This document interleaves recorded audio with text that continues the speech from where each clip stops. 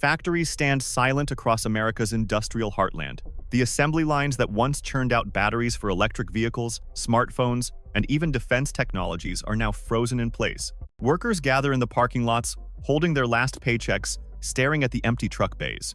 And on Wall Street, screens glow red as investors dump stocks in panic. The reason?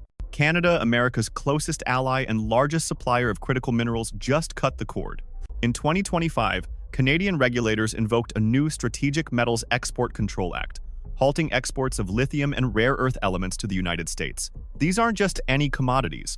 They are the lifeblood of EV batteries, semiconductors, wind turbines, and missile guidance systems. Without them, America's high-tech future grinds to a halt. Within weeks, 500,000 tons of Canadian supply, once flowing south each year, is now heading east to China and the European Union under contracts worth nearly $9.5 billion. At a fiery press conference, Donald Trump slammed his fist on the podium, declaring, "This is economic warfare. Canada has betrayed us, and we will not sit back and take it." His words echoed the rage of U.S. manufacturers watching their supply chains collapse overnight. Copper cathodes stamped "Not for U.S." export pile up at Canadian ports, while container ships loaded with lithium depart for Shanghai and Hamburg. The shockwaves spread fast.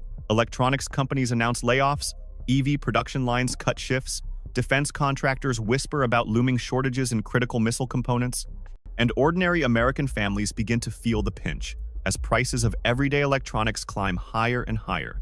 How did it come to this? Why would Canada, America's closest neighbor, suddenly choke off a resource so vital to U.S. security and prosperity? And perhaps more dangerously, what secret deals are being struck in Beijing and Brussels while Washington scrambles to respond? This is not just another trade dispute. It is a turning point in global economic power, triggered by a tariff war that may have finally gone too far. But how did it all begin? And what twist could change everything? AGA, if you want to follow this story to the end and uncover what this means for America's future, make sure you subscribe now and hit the like button so you won't miss the next chapter. For decades, the United States believed its supply of critical minerals from Canada was secure. From the lithium-rich deposits of Quebec to the rare earth refineries of Ontario, shipments flowed south in a seamless rhythm that fueled 35% of U.S. imports in sectors as diverse as consumer electronics, renewable energy, and defense. Washington and Ottawa often framed this partnership as more than trade.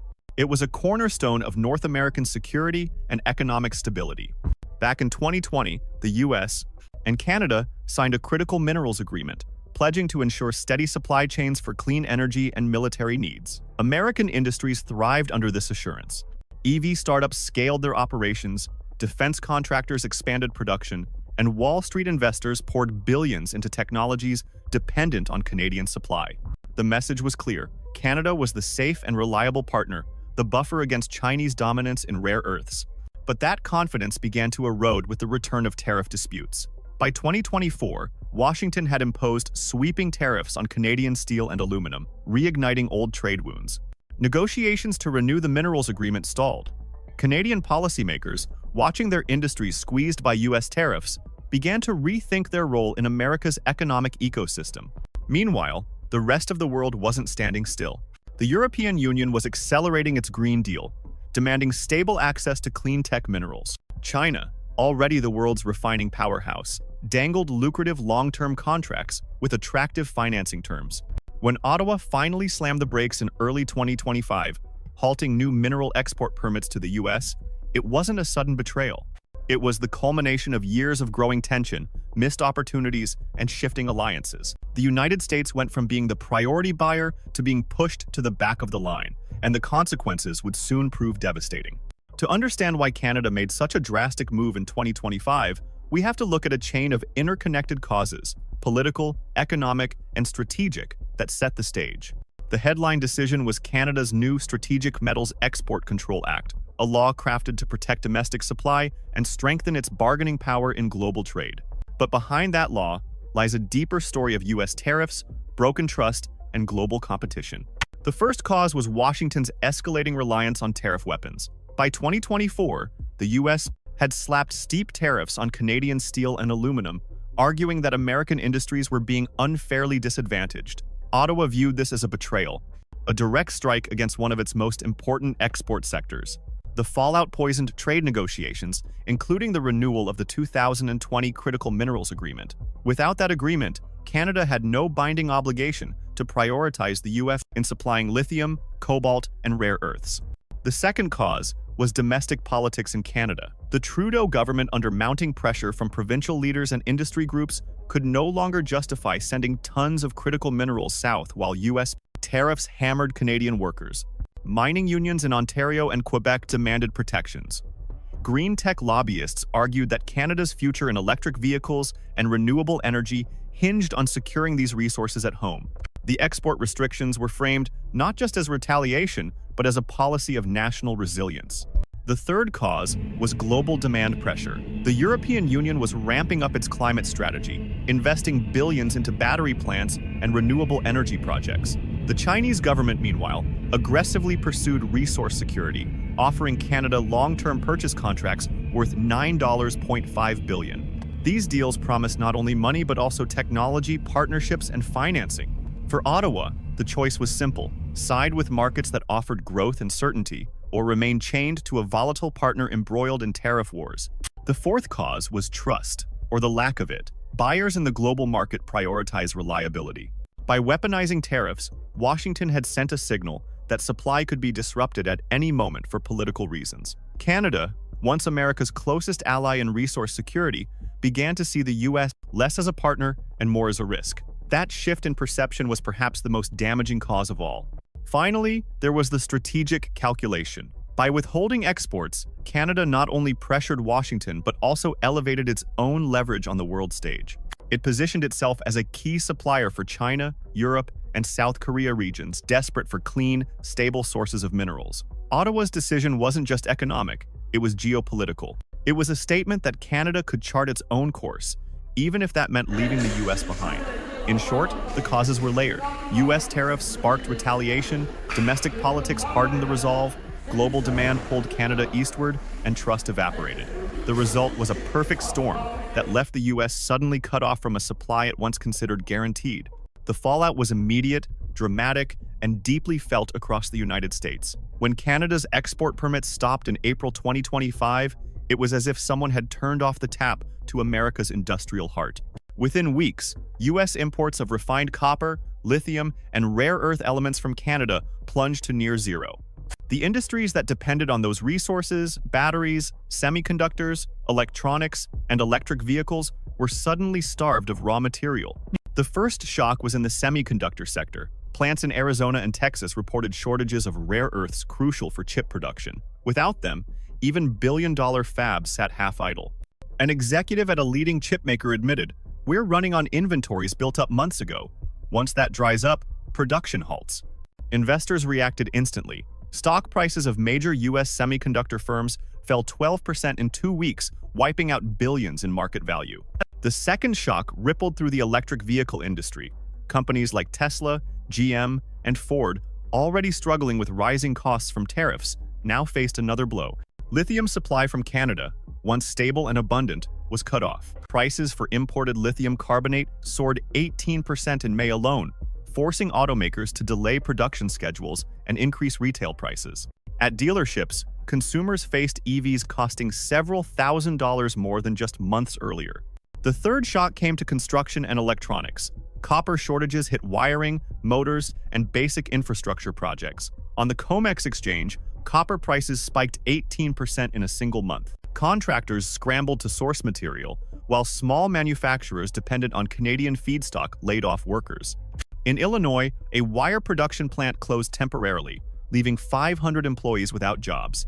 The human toll was just as immediate. Cafeterias outside Detroit EV plants cut staff hours as shifts were canceled. In Pennsylvania, families dependent on smelting jobs saw paychecks evaporate overnight. Farmers who had taken out loans, betting on supplying local processing plants, watched those contracts vanish as operations shut down. Meanwhile, across the border, the contrast was striking. Canadian mines and refineries operated at full capacity, loading cargo ships bound for Shanghai, Hamburg, and Seoul. At ports in Halifax and Vancouver, long lines of containers labeled "For export, EU and Asia only" symbolized the new reality. Canadian officials smiled for cameras in signing ceremonies with China and the European Union, presenting themselves as reliable partners in the global green transition. Markets responded with panic. On Wall Street, traders whispered about a supply chain crisis on par with the 1972 oil shock. Commodity investors poured into metals futures, betting prices would rise even higher. The Dow Jones Industrial Average fell 700 points in one day as news spread of canceled U.S. contracts and Chinese megadeals. The political impact was no less immediate. At a furious press conference, Donald Trump waved charts of copper shortages, accusing Canada of betrayal and warning that America might have to consider military solutions. The words sent shivers through global markets, as allies and rivals alike wondered how far Washington might go. The message was clear. Within weeks, the U.S. had gone from secure supply to desperate shortage. What was once considered a dependable lifeline from its northern neighbor had been cut cleanly, and the shockwaves reached every corner of the American economy. As the crisis deepened, every stakeholder was forced to respond, some with urgency, others with fury. In Washington, the atmosphere grew tense. The White House convened emergency meetings with industry leaders, trade officials, and lobbyists. Trump himself, visibly enraged, declared that Canada has stabbed America in the back and accused Ottawa of weaponizing minerals. He promised swift retaliation, hinting at new tariffs on Canadian agriculture and even floating the idea of banning Canadian energy imports. Industry groups reacted almost immediately. The National Association of Manufacturers issued a statement warning that, without Canadian critical minerals, American factories cannot run at full capacity. Auto companies quietly lobbied Congress to find an urgent resolution, warning that EV rollout targets were now at risk. The Semiconductor Industry Association pressed for subsidies to help secure alternative supplies, while Wall Street bankers urged the administration to stabilize commodity markets before investor panic spiraled further. In Ottawa, the mood was far calmer. Canadian officials defended their decision as a matter of economic sovereignty. The newly passed Strategic Metals Export Control Act was framed as a safeguard for Canadian industries and a way to align with global partners in Europe and Asia.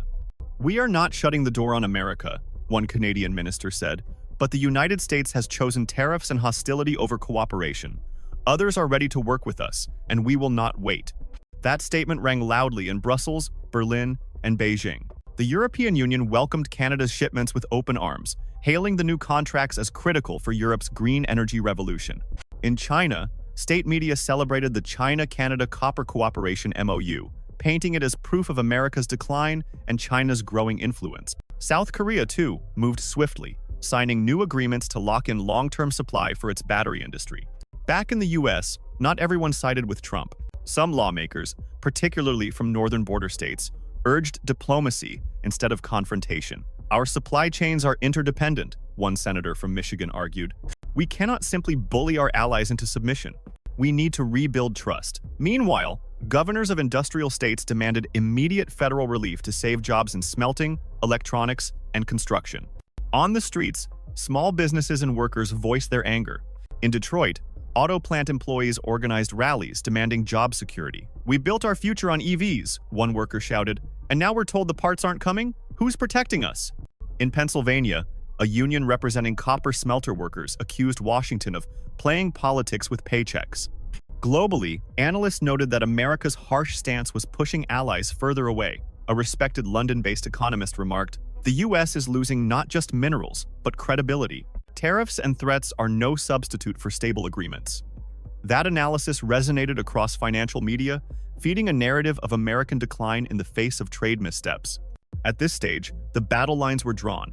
The United States demanded access. Canada insisted on sovereignty. China, the EU, and South Korea seized the opening. And workers across America were caught in the middle, watching as decisions made in Ottawa and Washington rewrote the rules of global trade. As weeks turned into months, the shockwaves of Canada's decision began to reshape the global trade landscape in ways few could have imagined. The United States, once the unquestioned hub for high-tech supply chains, now faced a systemic vulnerability. Without access to Canadian lithium and rare earth elements, the long-term future of its EV industry, semiconductor sector, and defense manufacturing was in jeopardy. In the heartland of America, copper wire factories that had supplied the electronics boom for decades sat eerily quiet. Union leaders warned that unless imports were restored, as many as 50,000 jobs could disappear within 2 years. Local economies dependent on these industries were already shrinking. In towns across Ohio, Michigan, and Pennsylvania, restaurants, schools, and small businesses felt the strain as workers saw hours cut and plants idled. Meanwhile, the global market adjusted rapidly and not in America's favor. Canada's multi-year supply contracts with China and the EU, valued at $9.5 billion, locked in price stability and long-term security for buyers overseas. European automakers and battery producers, from Volkswagen to Renault, praised Ottawa for delivering what Washington could not: consistency and trust. China, leveraging its new agreements, deepened its dominance over the green tech sector, using Canadian resources to fuel its own manufacturing surge. Over the long term, analysts warned, the US could face structural disadvantages. Its tariffs, meant to shield domestic producers, instead drove up raw material costs and scared away international buyers.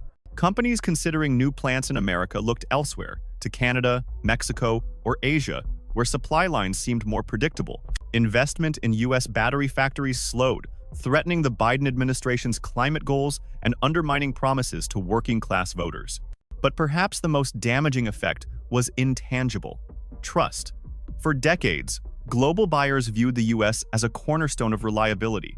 Now, with tariffs rising and trade wars escalating, America was seen as unpredictable, even unstable. Buyers who had shifted to Canada or China showed little interest in returning. Once a supplier breaks trust, rebuilding it takes decades, one European commissioner remarked. That sentiment became the quiet consensus across boardrooms worldwide. Domestically, the politics of the crisis deepened divides. Trump's calls for retaliation resonated with some, but others feared a spiral of tit-for-tat measures would only isolate the US further.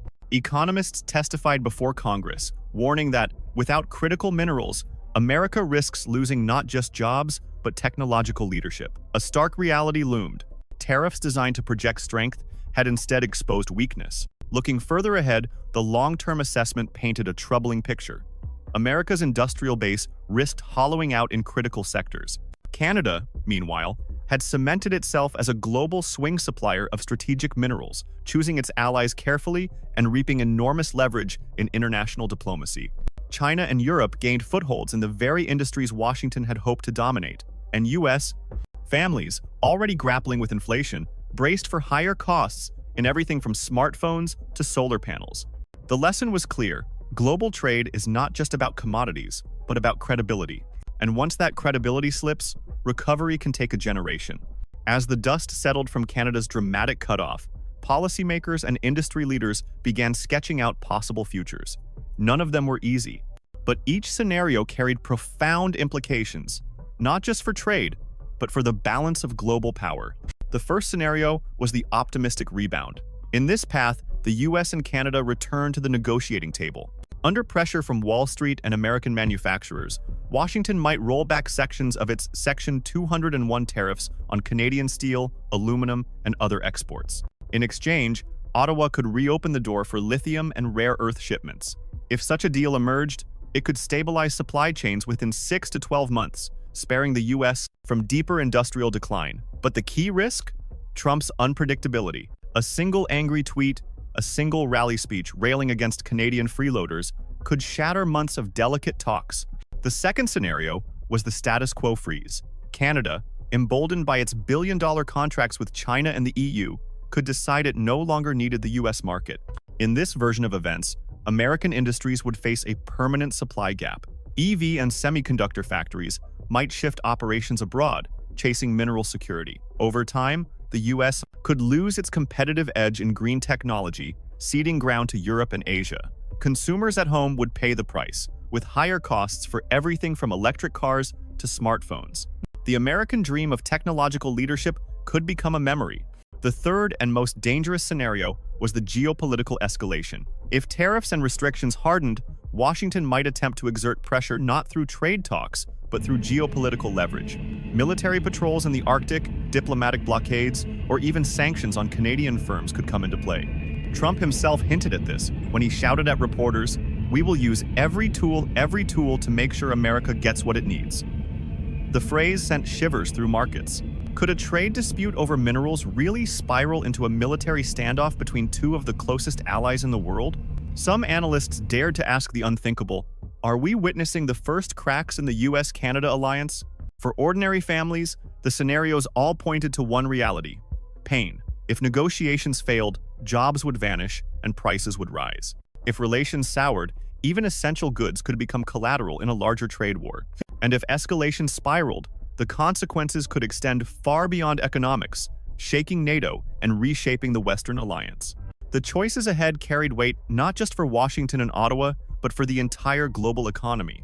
Would the United States adapt, revising its tariff-heavy policies to restore confidence? Would Canada lock itself deeper into the embrace of China and the EU? Or would both nations find a way to collapse overnight? Canada shut the door, China walked in, and American industries were left scrambling. The lesson is painfully clear. In global trade, it's not enough to produce wealth at home. You must also secure your supply lines abroad. A single miscalculated tariff, a single failed negotiation, can undo years of economic dominance. The US tariffs designed to protect American jobs ended up choking American factories. And while Washington argued, Beijing acted. The warning signs are everywhere. US copper imports from Canada fell from $8.2 billion to nearly zero in a single quarter. Prices surged, factories slowed, workers feared for their paychecks. Meanwhile, Canada signed $9.5 billion in new supply contracts with China, Germany, Spain, and South Korea, locking the US out of markets it once considered untouchable. This is the cost of relying too heavily on tariffs as a weapon. This is the price of underestimating allies while overestimating leverage. And this is the new reality. Without a fundamental shift in trade strategy, America risks being sidelined in the very industries EVs, semiconductors, green technology that will define the 21st century. So the question now is urgent. Do you believe the US can repair its trade ties and reclaim these critical minerals, or is this market gone for good? Tell me in the comments what you think. Are tariffs saving American jobs, or are they destroying them? How long can American industries hold on when trade wars keep cutting off their supply? And if you want to stay ahead of every twist in this unfolding economic drama, make sure to hit that subscribe button and turn on notifications. Because what we've seen is just the beginning. The next chapter in this trade war could reshape the global economy forever.